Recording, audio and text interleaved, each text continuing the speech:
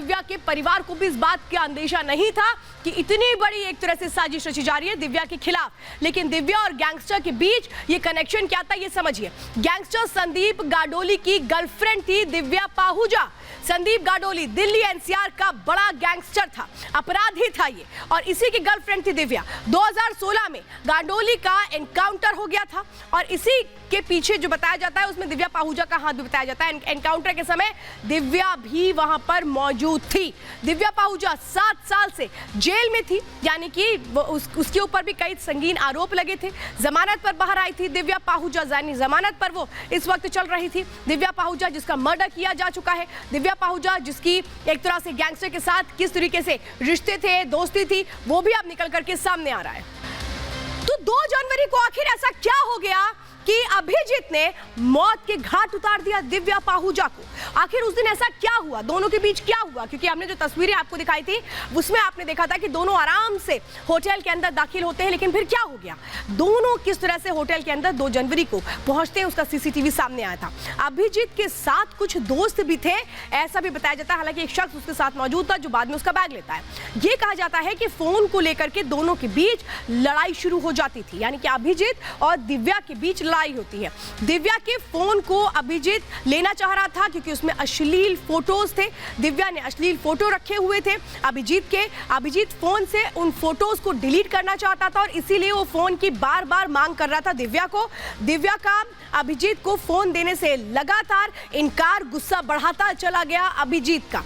अब अभिजीत को एक तरीके से ये समझ में आ गया था दिव्या फोन देने वाली नहीं है, और कैसे उसने गोली चला दी उस रात, वो बात भी निकल कर सामने आ रही है। उसके सहयोगियों ने कैसे शव को ठिकाने लगाने की कोशिश की, वो भी सामने आता है। ये कहा जा रहा था कि अभिजीत को ब्लैकमेल कर रही थी दिव्या, लगातार पैसे मांग रही थी, ब्लैकमेल कर उससे हर दिन पैसे मांगे जाते थे। और ये बताया जा रहा है कि पैसे जब ज्यादा मांगना शुरू कर दिया तो फिर ये पूरी की पूरी प्लानिंग रच दी गई, किसकी ओर से? अभिजीत की ओर से, दिव्या को मारने की।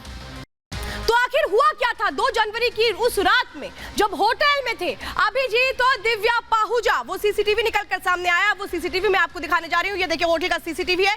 दोनों किस तरीके से रिसेप्शन पर आते हैं। होटल के रिसेप्शन पर अभिजीत आता है दिव्या के साथ, ये सीसीटीवी में आप देख रहे हैं। दोनों आते हैं किस तरह से नॉर्मल, जैसे कोई भी अपने होटल में एंट्री करता है और जाकर के सबसे पहले रिसेप्शन पर बात करता है। ये देखिए, ये आप देख रहे हो पीछे एक शख्स भी था, उसने बैग हाथ में कैसे ले लिया होता है अभिजीत का। ये साथ में दिव्या पाहुजा भी पीछे खड़ी होती है, सर पर दुपट्टा डालकर के वो आती है, और ये उस वक्त तक किसी को भी नहीं पता था कि आखिर हो क्या रहा है। हालांकि बताया जाता है कि ये जो होटल है ये लीज पर दिया हुआ है, किसने? अभिजीत ने। लेकिन अभिजीत का मददगार कौन था? अभी आपने एक शख्स को यहाँ पर देखा किस तरह से वो जो बैग हाथ में ले रहा था अभिजीत के, इस तरह के कितने और मददगार थे और किस तरह से इन्होंने मदद की है, चलिए अब जरा मैं आपको वो जानकारी देती हूँ। होटल में 2 कर्मचारी अभिजीत की मदद कर रहे थे, ऐसी बात निकलकर सामने आई है। हेमराज और ओम प्रकाश ने मदद की है अभिजीत की। वो तस्वीरें भी अभी आप देख रहे थे।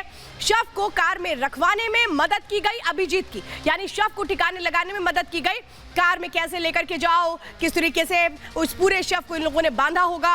अभिजीत ने 2 और साथियों को भी बुलाया था, यानी अपने 2 और दोस्तों को बुलाया था। क्या उन दोस्तों को भी पता था अभिजीत की इस पूरी प्लानिंग के बारे में? शव को ठिकाने लगाने के लिए अपनी कार भी दी थी अभिजीत ने।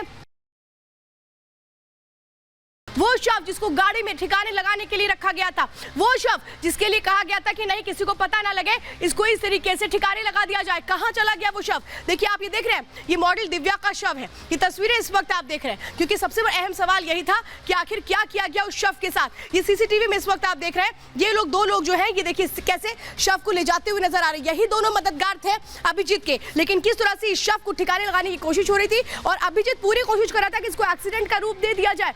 ये तस्वीरें इस वक्त आप देख रहे हैं, ये दोनों जो सहयोगी हैं ये होटल के ही कर्मचारी बताए जा रहे हैं, जिसने पूरा साथ दिया अभिजीत का।